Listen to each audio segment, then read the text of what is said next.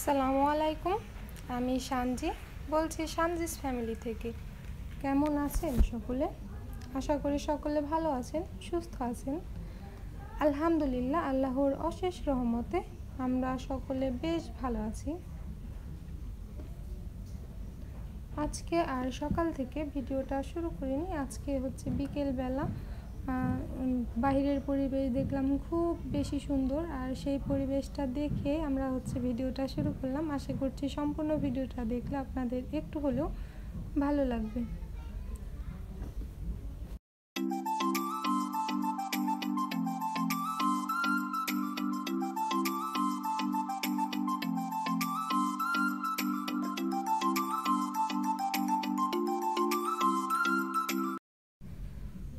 বিকেলবেলা ছেলেকে হালকা নাস্তা করিয়েছি, দুধ খাইয়েছি। তারপর দেখলেনই যে মা ছেলে দুজনে মিলে খেলছিলাম। আসলে ও আমার কাজের জিনিস নিয়ে খেলতে খুব বেশি পছন্দ করে। আমি যখন যেই কাজটাই করব তখন সেই কাজের জিনিস নিয়ে খেলা করবে। আমি যখন মেশিনের কাজ করব, সেলাই কাজ করব, তখন সেলাইয়ের জিনিস নিয়ে খেলা করবে। আবার যখন দেখব যে কেক বানাচ্ছি, কেকের জিনিসই দরকার।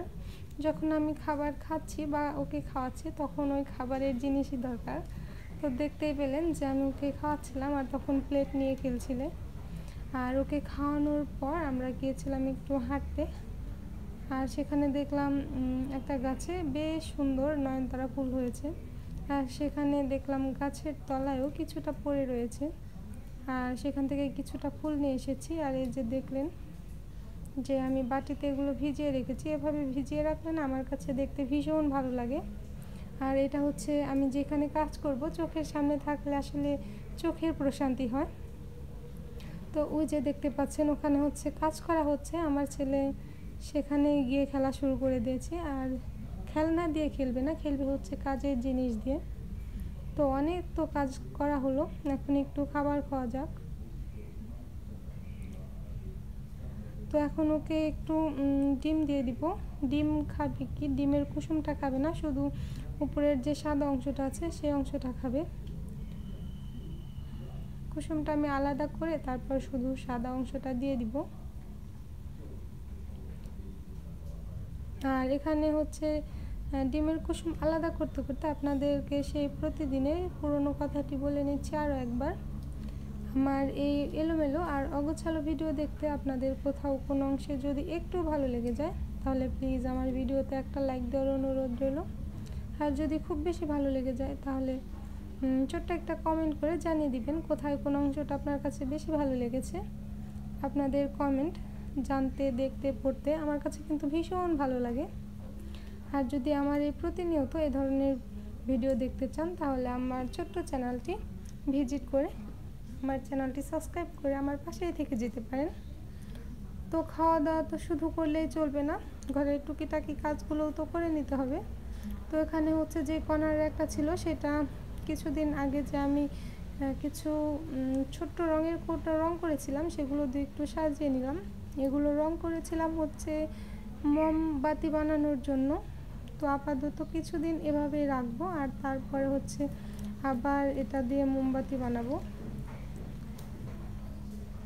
এগুলো গতকাল বিকেলে ভিজিয়ে রেখেছিলাম আর এখনও বেশ সুন্দর আছে। হালকা একটু নষ্ট নষ্ট হয়ে গেছে ফুল, আসলে খুব বেশি ফাঁকা ফাঁকা লাগবে তো সেই জন্য এখনও ফুল ফেলে দেইনি। তো এভাবেই থাক, একটু পরেই ফেলে দিব। আর এখন হচ্ছে ঘরের সমস্ত কাজ সেরে নিয়েছি। এখন হচ্ছে দুইটা পাথর এনেছি, এগুলো রং করব। এই পাথরগুলো অনেক আগে করা ছিল, কালারটা একটু নষ্ট হয়ে যাচ্ছিল, সেজন্য ভাবলাম এটাকে আবার একটু সুন্দর করে সাজিয়ে গুছিয়ে নেওয়া যাক। গোসল করতে যাওয়ার আগে এটার মধ্যে হচ্ছে সাদা রং দিয়ে পুরোটা কাভার করে রেখে যাব, যেন গোসল করে এসে কাজ সেরে তারপর আবার রং নিয়ে বসতে পারি। আসলে রঙের কাজ করতে বেশ ভালোই লাগে, তবে একটা সমস্যা হচ্ছে এটা রংটা শুকাতে একটু সময় লাগে, এ কারণে একটু ঝামেলা মনে হয়। আর এই যে রঙের কৌটার যে সাইড দিয়ে দেখতে পেলেন রংটা আমি মুছে নিলাম ব্রাশ দিয়ে। এটা হচ্ছে সব সময় আপনারা রং খুলে যখন ঢালবেন তখন সাইড দিয়ে খুব ভালোভাবে মুছে তারপরে আবার কৌটাটা লাগিয়ে নেবেন। এটা হচ্ছে আপনারা একটা টিপস হিসাবে মানতে পারেন। কারণ হচ্ছে রঙের যে বাড়তি অংশটা কৌটোর সাইড দিয়ে লেগে থাকে, সেই অংশটা দেখা যায় যে একটা সময় শক্ত হয়ে যায়, আর শক্ত হয়ে যাওয়ার পর শুকিয়ে থাকে, তখন উপরের কৌটার মুখাটা খুব ভালোভাবে লাগানো যায় না, এই কারণে রঙগুলো জমে যায়। তো ওভাবে ওটাকে রেখে তারপরে আমি গোসল করে খাওয়া করে নামাজ পড়ে নিচ্ছি। আর নামাজ পড়ার পর সংসারের আরও কিছু টুকটাক কাজ ছিল, সেগুলো সেরে আবার বসে গেছি। দেখেন এতক্ষণে আমার পাথরের রঙটা শুকিয়ে গেছে পুরোপুরি। এখন আমি হচ্ছে একটু পেন্সিল দিয়ে উপরে দাগ করে নিয়েছি, এখানে কি আঁকি বুকি করবো সেগুলোই। আর প্রথমে ভেবেছিলাম এখানে এই রঙটাই দিব, সেই কারণে হচ্ছে পাথরের উপরে আমি দিয়ে দিচ্ছি। তবে পরে ভাবলাম যে এই কালারটা না করে বিছানার চাদরে যে ফুল দেখতে পাচ্ছেন সেই ফুলের মতন একটা কালার আনার চেষ্টা করেছি। তবে হালকা একটু রেড কালার দেওয়ার পরে না, এটা হচ্ছে যে এরকম অরেঞ্জ কালার এসে গেছে। এখন যদি আমি আবার একটু ইয়েলো কালার দিই তাহলে দেখা যাবে যে আমার রঙটা বেশি হয়ে যাবে, আর তখন পাথরে তো সম্পূর্ণটা লাগবে না, নষ্ট হবে। আর একটু রং আমার কাছে অনেক বেশি মূল্যবান, যে কারণে হচ্ছে আমি রং নষ্ট করি না, এই কালারটা দিয়ে হচ্ছে আমি করে নিব এখনে।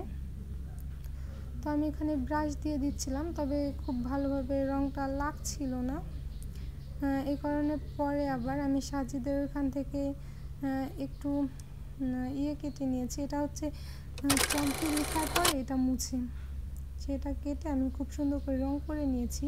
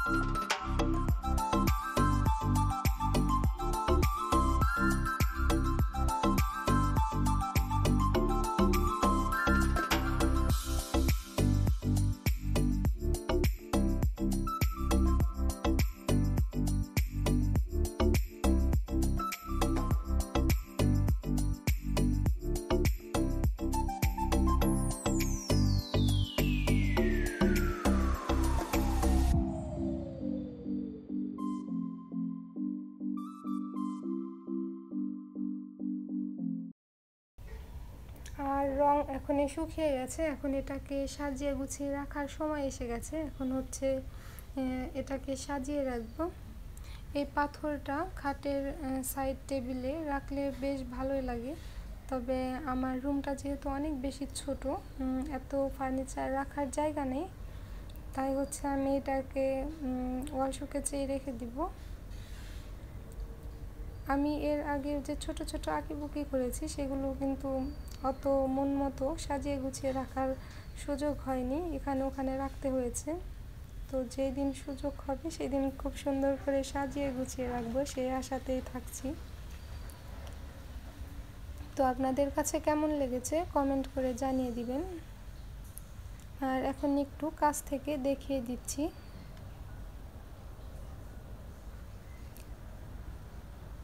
আমি এখানে কাজ করছিলাম, শোকেসটা একটু সময় খোলা হয়েছিল এগুলো আনার জন্য। আর দেখেন এইটুকু সময়ের মধ্যে আমার ছেলে শোকেসের কী অবস্থা করে গেছে, খেলনাগুলো সব এলোমেলো করে দিয়ে গেছে। তো আজকে এগুলো গুছাতে গুছাতে আপনাদের কাছ থেকে বিদায় নিয়ে নিচ্ছি। আল্লাহ হাফেজ।